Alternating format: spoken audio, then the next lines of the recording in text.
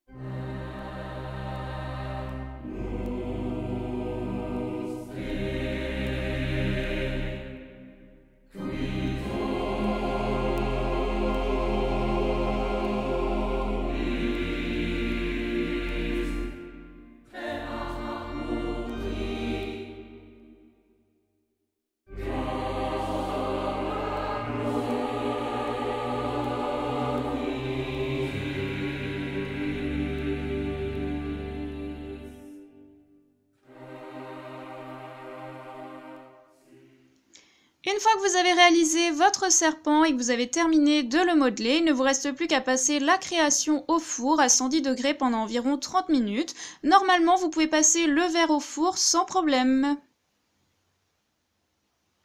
Et donc voici ce que l'on obtient une fois la création cuite et refroidie. Pensez à venir mettre 2-3 petits points de colle au niveau du serpent pour être sûr qu'il tienne bien, qu'il ne s'échappe pas ou ne casse parce que c'est quand même fragile. Vous pouvez voir qu'à l'intérieur de la fiole, j'ai déjà mis un petit peu d'eau. Je vais venir mélanger ça avec de la peinture à l'aide de mon cure-dent. Et puis peut-être qu'après, je viendrai un petit peu embellir ma fiole, donc à l'aide d'une pince avec des strass. Et je passerai bien sûr au montage du bijou.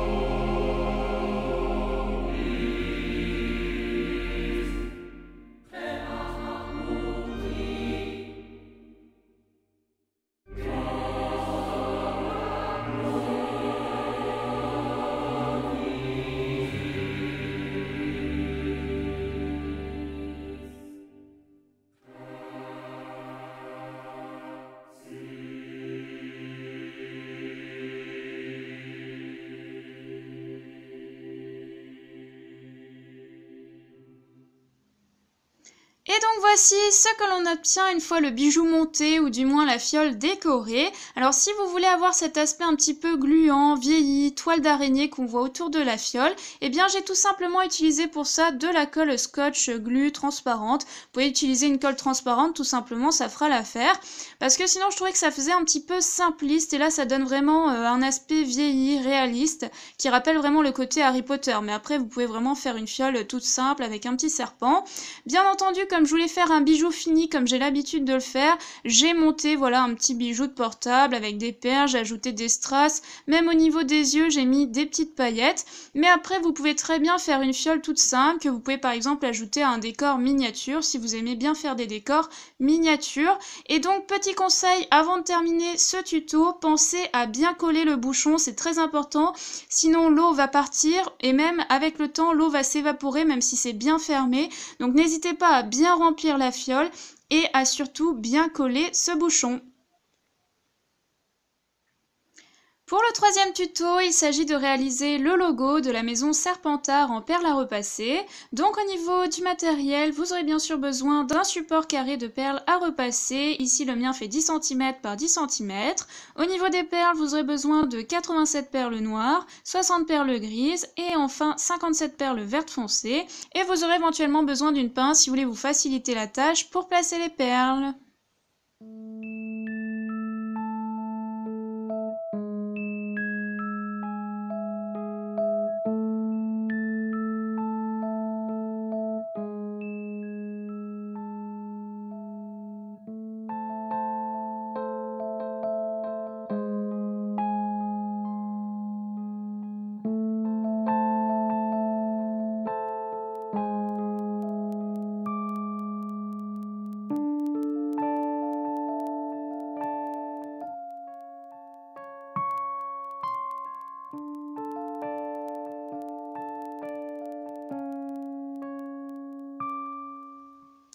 Et donc voici ce que l'on obtient une fois la création repassée. Vous pouvez utiliser ça comme un dessous de verre ou comme simple décoration. Pour le quatrième tuto, il s'agit de réaliser un marque-page en papier avec la cravate Serpentard. Donc au niveau du matériel, vous aurez bien sûr besoin de papier épais blanc, je vous conseille du 180 g. Vous aurez également besoin d'un crayon, d'une gomme, d'une règle, d'une paire de ciseaux et de feu. Donc moi j'ai pris du noir, du gris et du vert. Donc pour commencer, vous allez prendre votre règle et votre crayon et sur votre feuille blanche, vous allez venir tracer un rectangle de 6 par 16 cm. Si les mesures ne vous conviennent pas, vous pouvez bien sûr changer.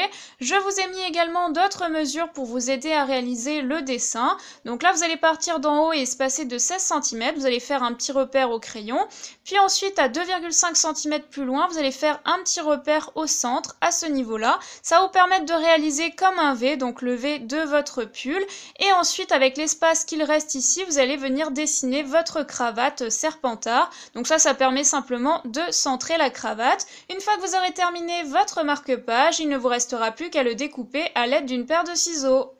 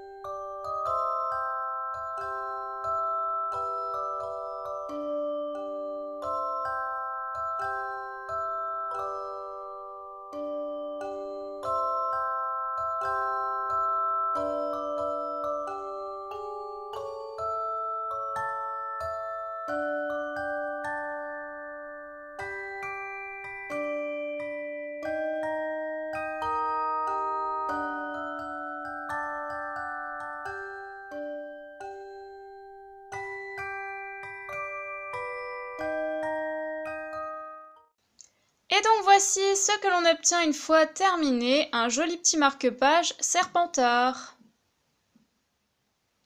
J'en ai donc terminé pour cette vidéo de 4 DIY sur le thème d'Harry Potter et plus particulièrement sur la maison Serpentard. J'espère que ça vous aura plu, n'hésitez pas pour ça à mettre un petit commentaire ou un j'aime. Et puis sur ce, on se retrouve très vite pour une nouvelle vidéo. Bye!